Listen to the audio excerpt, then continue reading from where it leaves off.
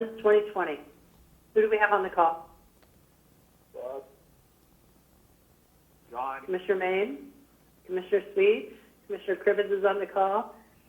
Who do we have in the room now? We have Bobby is here. I'm here, obviously, because I'm speaking. Captain Fabrizio and the sheriff, Mr. Zanni. Great. All right, you want to get started? Absolutely. Charity just Oh, and Charity just walked Aha! in. A We're little trying to hide late. Charity from us.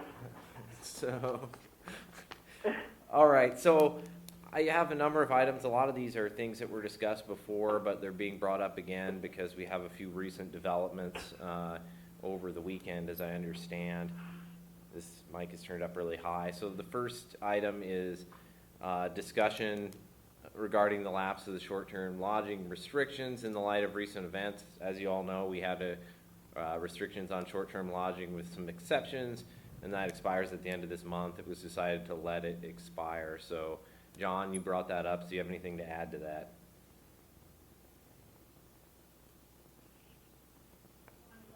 John?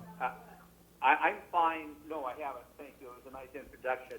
I'm fine leaving our decision the other day in place, but in view of all the communications I'm sure each of us had over the weekend, I thought it might be a good idea to affirm our position or not.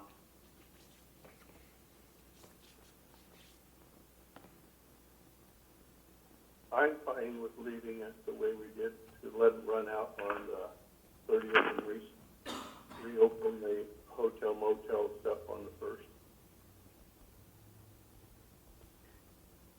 This is Melissa. I think it bears reiterating. You know, we looked at the prevalence data from all the counties up and down the coast. Counties where there was no lodging ban had no different rate of infection than counties that did have a lodging ban in place. Again, our experience was very different than the North Coast during spring break, and it tends to be very different. We don't tend to have that large influx of tourists. When we do, they're more than likely going to the dunes. The dunes remain closed, and that's part of the discussion about potentially reopening parks at some point in the future, and part of the planning that we're doing for when it is time to reopen the parks, and our discussion about phased reopening and reopening day use areas first. I think we've done our homework on this. We have talked to the different cities. We've talked to the hospital. We've talked to community members. I understand that there is one case of community outbreak on this coronavirus, but it's a guard from Shutter Creek or a staff member from Shutter Creek. And I think we just continue to monitor the situation. We can discuss it again at Wednesday's meeting, which still will be prior to the 30th. But yeah, I haven't seen a dramatic, event that leads me to believe that we should reconsider our decision. Good. I just wanted to make sure we were still on the same page. So that satisfies that concern.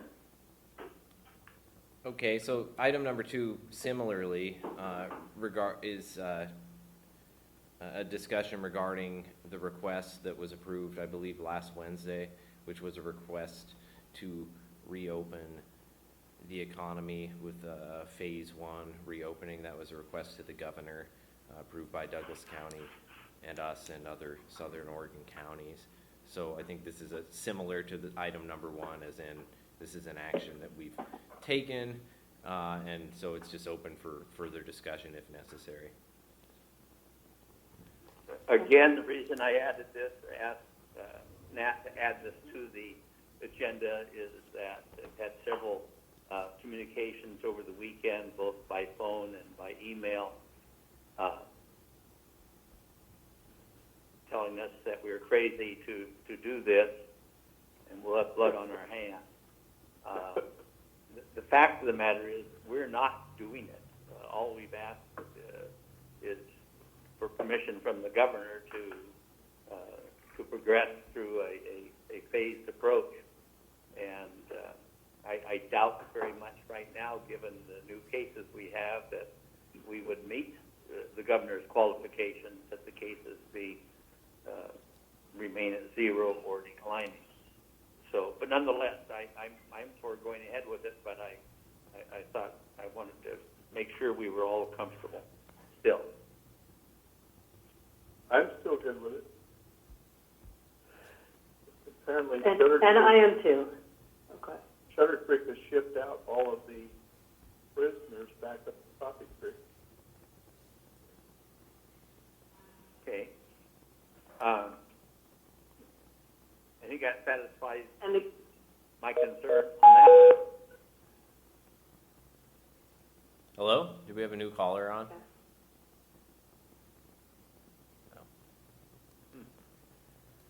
we lost someone. Yeah. John, you Nope, still I'm there? still here. Yeah, I'm here. Okay. Is Bob there? Now he is. Bob? Yeah, I got cut off. Somebody called in. Are you playing with your phone, Bob? No, the phone was playing with me. Oh.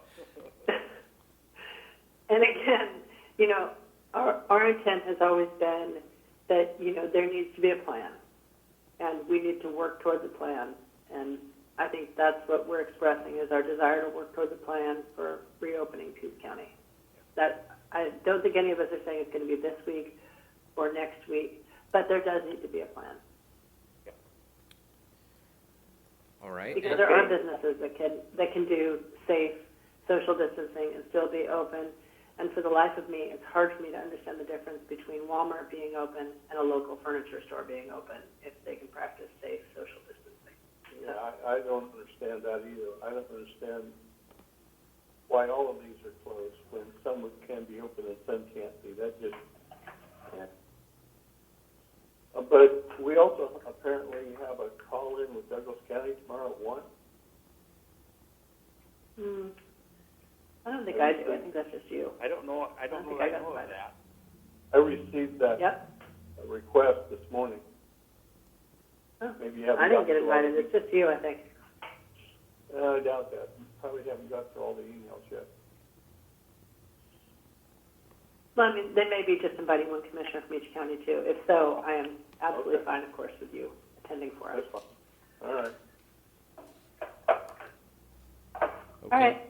What's agenda item 3? So number 3 is a discussion regarding what, if any, health authority measures we might take to slow the spread of coronavirus. And I think, and John brought this up too, and I think that his general thought was that if we were to be reopening more things, that perhaps there are some measures we should take to slow the spread while we get people back to work and more people are doing things. All this obviously theoretical at this point. It wouldn't necessarily have to do with just the reopening, but I think that we do have a lot of people that are very, very concerned about even doing some of the basic shopping, like going to a grocery store. And my suspicion is that if more people, hopefully everyone, were masked when they're in a store or a barber shop, if we should get to an open, where we're open, or where we're opening, that this would be a nice precaution to have in place. And I think it would serve well with the state in considering letting us go into phase 1, perhaps. In addition to the safety that would provide our citizens.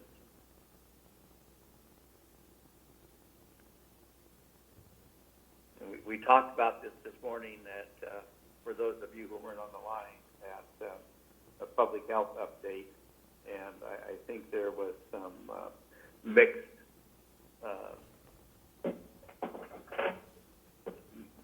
reviews on this. Perhaps we ought to let public health think about it a day or two and get their input before we act, one way or the other. That works for me. My concern is still that it gives people a false sense of security, and most people aren't used to wearing masks, so they don't wear them correctly. You know, they put their fingers under them to scratch themselves. They, you know, pull them down in the car and then pull them back up. So that's my concern. Yeah. I was probably thinking more of just having a requirement for entering a store than to have one on in your car and even walking down the street.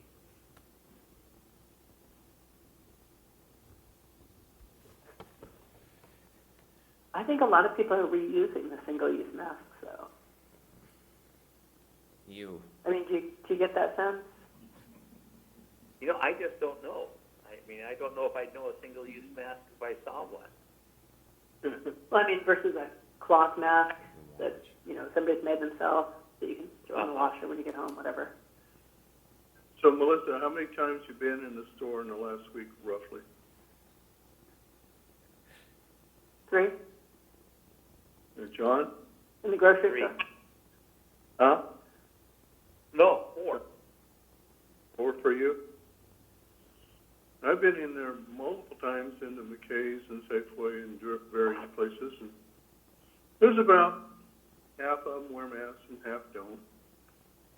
And of course, I referred in our previous call-in this morning about the video from the 2 doctors that they just recently made in the last few days about the whole immune system and how the immune system works in the body. And when you isolate people, their immune system goes down, down, down. But when you re-expose them to society, they're much more susceptible to anything that's out there. So I'm not real crazy about the mask thing.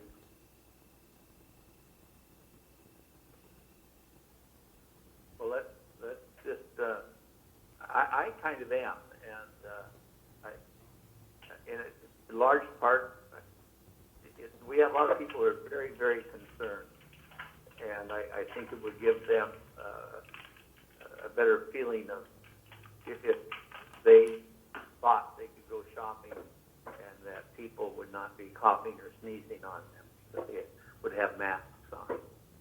So I'm kind of for it, but let's we don't think we have to decide today. This has more to do with reopening the economy than it does lifting restrictions on a short stay facility. So I don't see a need to act today or even tomorrow. But by God, by Wednesday. Okay.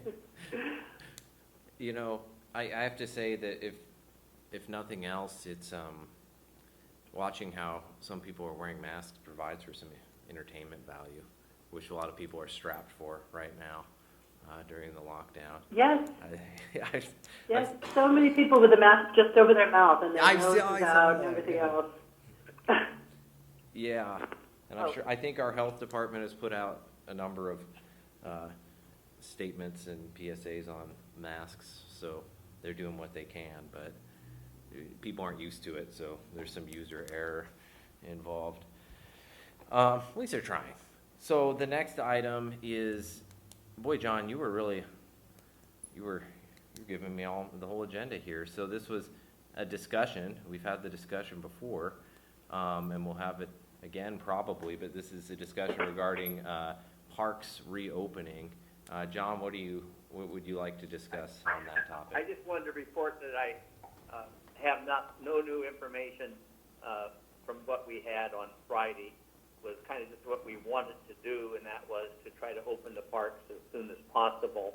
I wanted to affirm that and let you know that although I'm expecting to hear from the U.S. Forest Service and Oregon Department of Parks and Revenue today, I have not yet.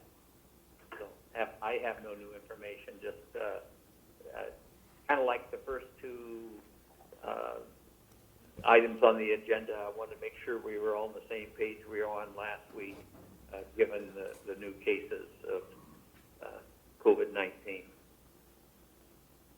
Thanks, John. For the sake of clarity, could you talk about, we're not talking about completely opening the parks. We're not going to open every space at Riley Ranch. And can you talk about that a little bit? Just a brief synopsis. My thoughts would be that we do a phase opening, and probably more phase than the state would require, and that we would open first with, in most cases, only one out of every 3 camping spots available through our reservation system.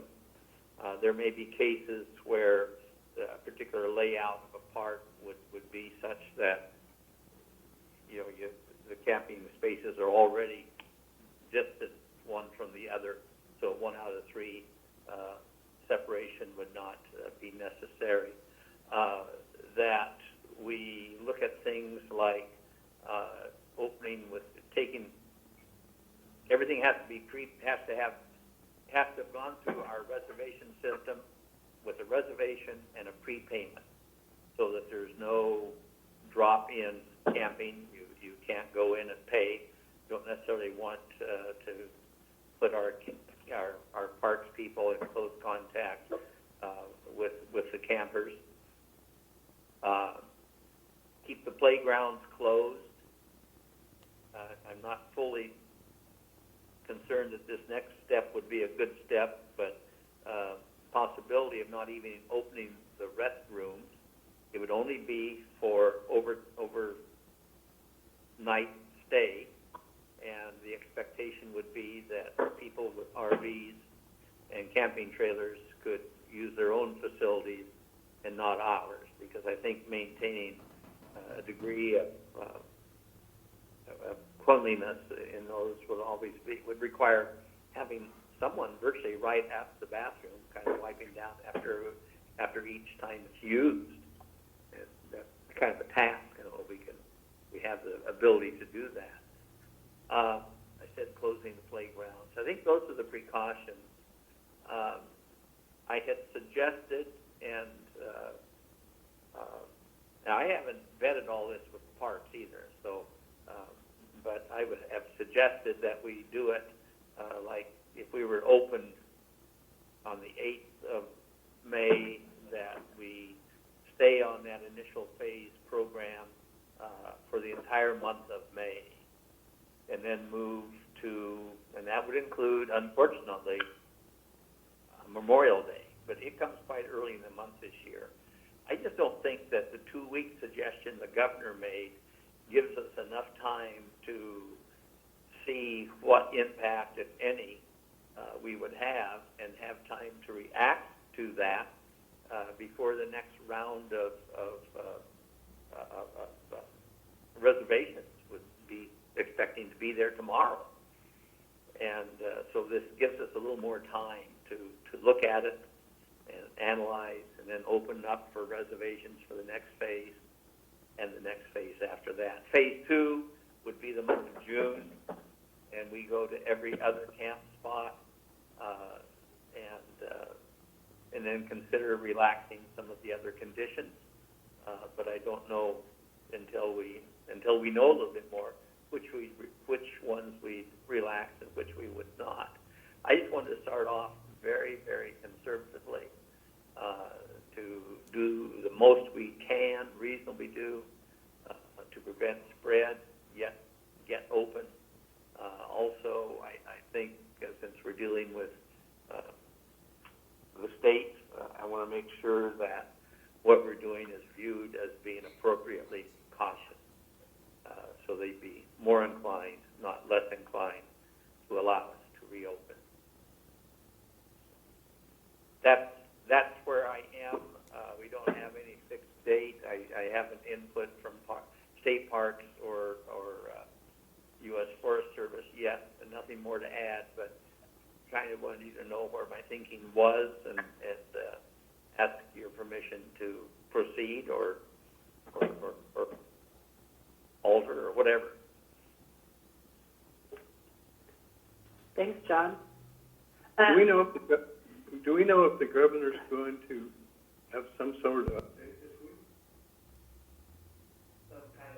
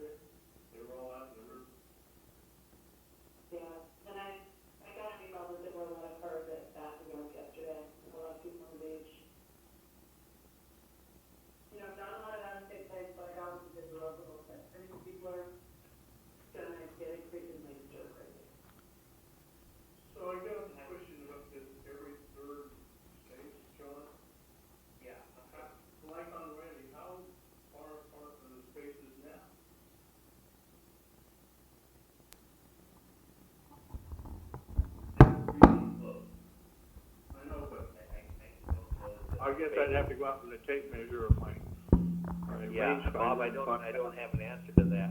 But I've been out there when, you know, when it's on a typical weekend, and people are on top of each other. Mm-hmm. Some of them out there in the open instead of the spaces. They were out in the field. They're fairly close together, but I think those were groups when I'd seen them. But just wondering how close they were together normally.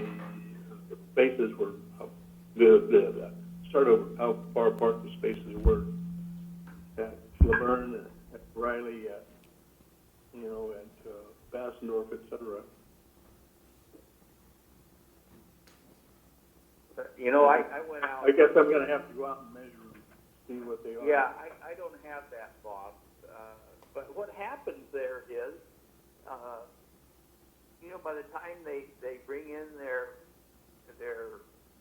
RV, and then behind that RV there's a big trailer and a whole bunch of four-wheelers in the trailer. Mm-hmm. By the time they get that all parked, I mean, they're really crowded right up against their neighbors. Well, the ones I've seen, space. they have, wooded between them, so. But they're probably would. Even there, they're close. But in that big field, in the middle of it, boy, they're tight. Even in the I wouldn't even in the allow them separations, they're minimal and they're tight. And Yeah, I don't think the huckleberry bush offers much protection. Yeah, I wouldn't probably allow them out in the field, but also, there doesn't seem to be any sense in opening Riley if the dunes aren't open. Exactly, and that's why we're talking to both the Oregon Parks and Recreation and to Forest Service. But they haven't called you back, huh? They haven't called back yet. The Forest Service lady had a meeting today, so I didn't expect to hear from her until later in the day, perhaps tomorrow anyway. Okay. And Larry Becker and I have been leaving messages, but he's been pretty busy apparently. So, but he initiated the call. He was the one that called. Kind of one. Frankly, Melissa, I got analyzing this thing. I have more concern about controlling social distancing at day use facilities than I do at overnight facilities. It's very difficult to control how many people show up. And Bassendorf Beach, not Bassendorf County Park, but would be a good example of that. We can't control how many people are going to be parking there. Opening other parks and waysides along the South Coast will be of great help to distributing the numbers of people that want to go to the beach. But the more I think about the state's assumption that day use is an easier first step, the more I question it. There is no way that I know of, other than having someone there on site saying you can come in and you can't, or you go up there and park, and as soon as the car leaves, they'll let you come down. Impractical to the point of being impossible to control. Whereas overnight camping is a different deal. You got a reservation system. They come in. They're limited to one spot out of 3, one spot out of 2, whatever you want. And they can't. They're not allowed in if they don't have a reservation and a prepaid reservation. So at first I thought, oh God, that's great. What a great idea. Just day use only. And the more I got thinking about it, the more I thought, Jesus, that's going to be hard to control.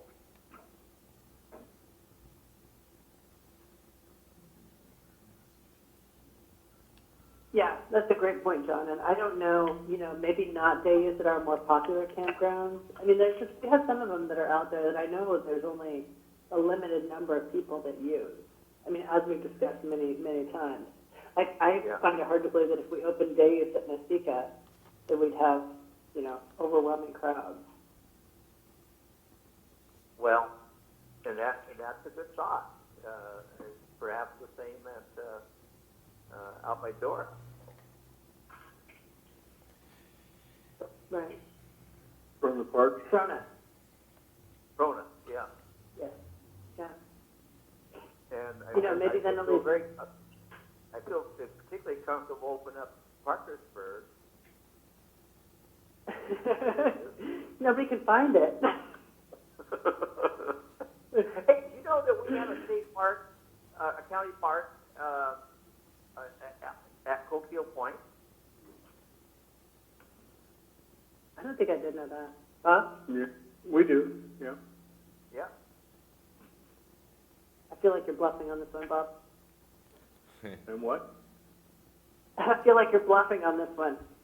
No, no. Oh, it's Cronenberg Park. Yeah, we've got one down at, Bradley Lake too. Not a park, just a Yeah, boat launch, it's a, boat launch. Yeah. yeah, boat launch at 7 Mile, Rocky Point, et cetera. The Cronenberg family is upset that the U.S. Fish and Wildlife has control of their park. Hmm. Why does Fish and Wildlife have control of it? They have Going down a control rabbit of- hole? Well, maybe it's not the Fish and Wildlife. I think it is. They have control of Coquille Point and the walking trails there, Oh. and they've incorporated Cronenberg Park into the area they are controlling. Probably don't know that they are, but they are. Well, I know there's been a lot of confusion about what's shut down and what's not. So I'm hoping, even though there's confusion about what's shut down, hopefully we can coordinate when things start to open up. So I really appreciate you, John, volunteering to work on this and taking the lead. So my inclination is to, I don't know how you keep people from going up. If you have people camping at Laverne, I don't know how you keep people from going up there and playing, it's a day use site. But my inclination is to not promote day use on our parks. I think it's important for the state parks to, if they don't want to go immediately to overnight camping, to open for day use, because that will take a lot of, most of our beach access is through state property. I went down to Bandon to walk on the beach, and even that parking lot near Coquille Point, apparently is state or federal, it was blocked off. You had to park almost back in City Park and walk down.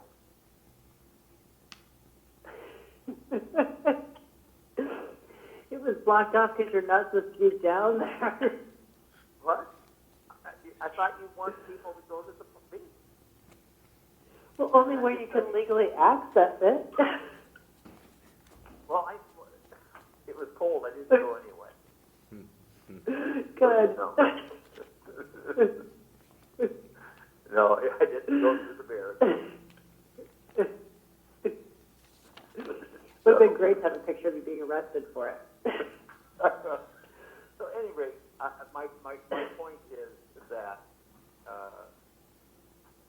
I think beach access should be open, and I think day opening of state parks is appropriate, and Wayside is appropriate to provide that. But I view opening our county parks to day use as something that'd be difficult to control, but probably not a big issue, because I don't think we have that many people just driving out to Laverne or up to Powers to play in the park for the day. Well, depends on the time of year. I'm talking about this time of Yeah. Go ahead. So, that's where we are. I just wanted to make sure that it's okay to push ahead to try to get as early as possible opening of our park.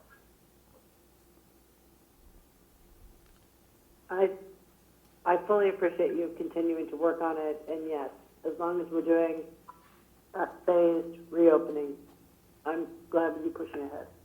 Bob? Yep. All right, and Okay. we'll follow up again on Wednesday too, John, if you've Good. heard back from the state on regarding some of your questions and the Forest Service. Hopefully by then, give us a little more guidance there.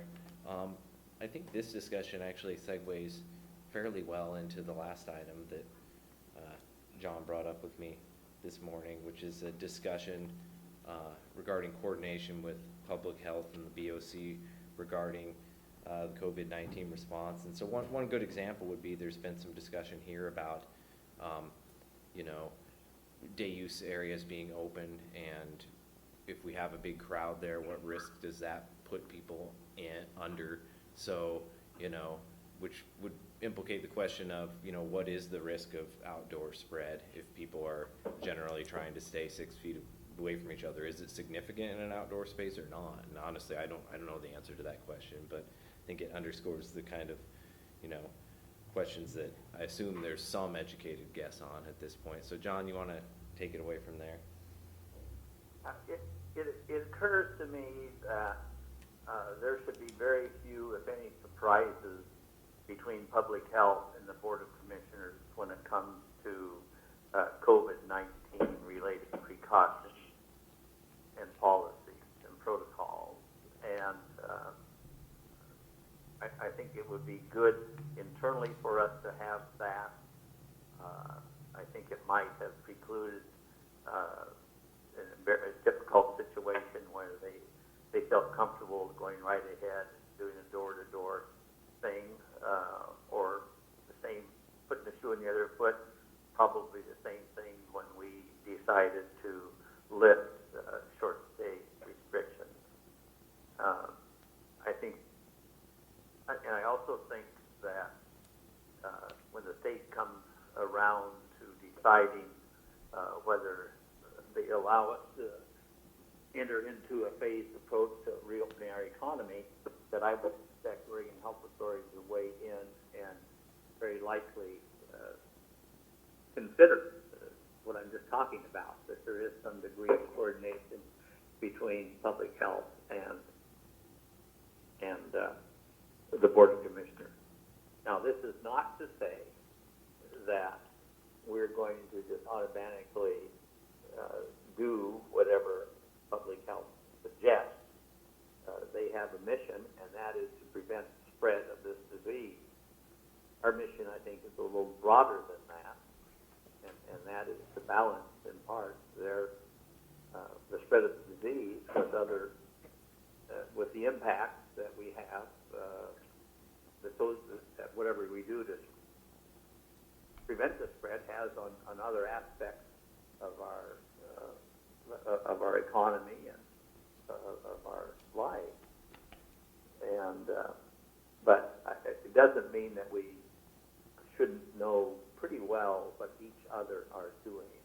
And I think we're doing a good job listening into their updates as much as we can. But I would encourage them to, on the days we miss, perhaps, because we simply have more things to do than just that, that they fill us in on what that is, so we don't have any surprises. And conversely, we shouldn't be surprising them with things like wearing masks or closing hotels or opening hotels, whatnot. So I just wanted to throw it out for discussion. I didn't want to invite them into our meeting. I know they're open meetings; they can come if they want, without a feeling of comfort by all three commissioners.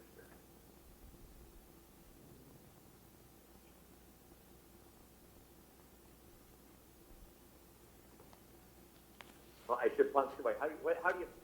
What's the phonic punctuation for a period? Something like that? So you know I'm done talking finally?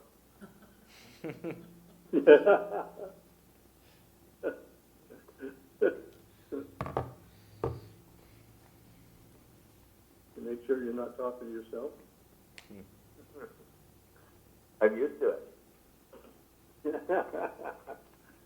Yes, I know you are.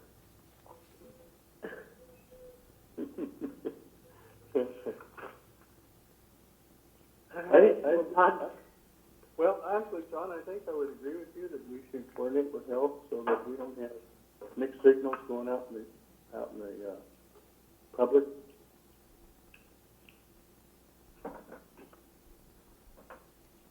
It's more of a we should, not you should, I hope. Yeah. And how do we do that? I don't have all the answers to that, but Well, I mean, I there's think it- one pretty simple is I can just copy from my end, I can just copy Mike Rowley on everything that we're gonna consider in these meetings, and then I would think that maybe just communicate that, since he's the director there, he can decide who there might wanna take a look at it, have an opinion on it, and how that's gonna, take place. That's what I would suggest, Mm-hmm. so. That also includes Eric, as he's the incident commander. Oh, yeah, Eric as well. yeah, we That's should fine, include whoever Mike wants us to include on it. Within reason, I suppose. Seems pretty straightforward. Okay, so, and then the last item, as always, is there anything else to talk about regarding the current situation?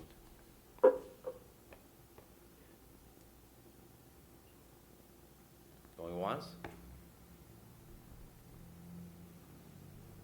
No. Unless they know.